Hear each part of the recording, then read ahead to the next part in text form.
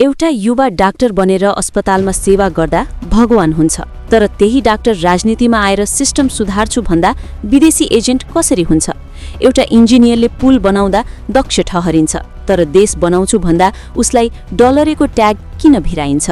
वकिलहरू वकालत गरुन्जेल ठीक, तर त्यही वकिल देश र जनताको हित हुने कानून बनाउँछु भनेर राजनीतिमा आउँदा उनीहरूलाई डलरेको बिल्ला किन भिराइन्छ? के यो देशमा शिक्षित हुनु र परिवर्तन खोज्नु नै सबैभन्दा ठूलो अपराध हो? अहिले नेपाली राजनीतिमा एउटा नयाँ लहर आएको छ। रासोपा जस्तो नयाँ शक्तिमा ती व्यक्तिहरू छन् जसले आफ्नो क्षेत्रमा विशेषज्ञता हासिल गरेका छन्। तर अचम्मको कुरा, वर्षौंदेखि सत्ता चलाएका पुराना दलहरू उनीहरूको एजेन्डामा बहस गर्नुको सट्टा उनीहरूको नियतमा प्रश्न उठाइरहेका छन्। जब रासोपाका शिक्षित उम्मेदवारहरू तथ्य र तथ्याङ्क लिएर मैदानमा उत्रिन्छन्, तब पुराना दलहरू डराउँछन्। उनीहरूसँग नयाँ पुस्ताको भिजन काट्ने एजेन्डा छैन, त्यसैले उनीहरू एउटै हतियार चलाउँछन्, चरित्र हत्या। मुद्दामा बहस गर्न नसकेपछि मान्छेको नियतमा प्रश्न उठाउनु पराजित मानसिकताको उपज हो। हामीले भदौ 23 र 24 को त्यो राप र ताप बिर्सिएका छैनौं। त्यो कुनै दलको जुलुस थिएन, त्यो त वर्षौंदेखिको कुशासन विरुद्धको जेन जी युवा विद्रोह थियो।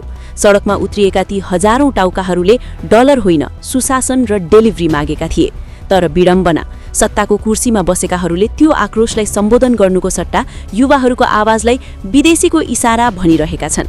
पुराना दलहरूले त्यो आक्रोशबाट पाठ सिक्नुको सट्टा उल्टै नयाँ पुस्तालाई गाली गर्नमा समय खर्चिरहेका छन्। आफूलाई सुधार्नुको सट्टा अरूलाई बदनाम गर्न किन लागि परिरहेका छन् त?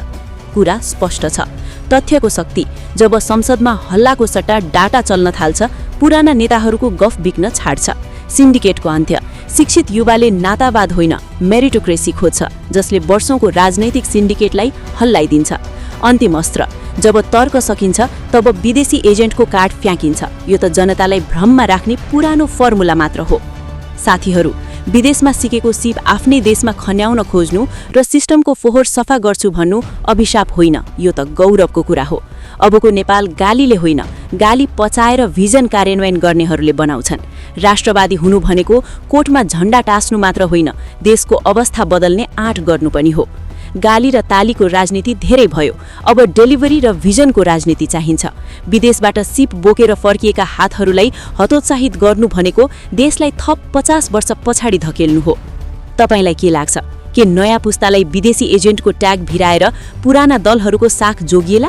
आफ्नो स्वतन्त्र विचार कमेन्टमा राख्नुहोला र यो भिडियो धेरैभन्दा धेरै शेयर गरेर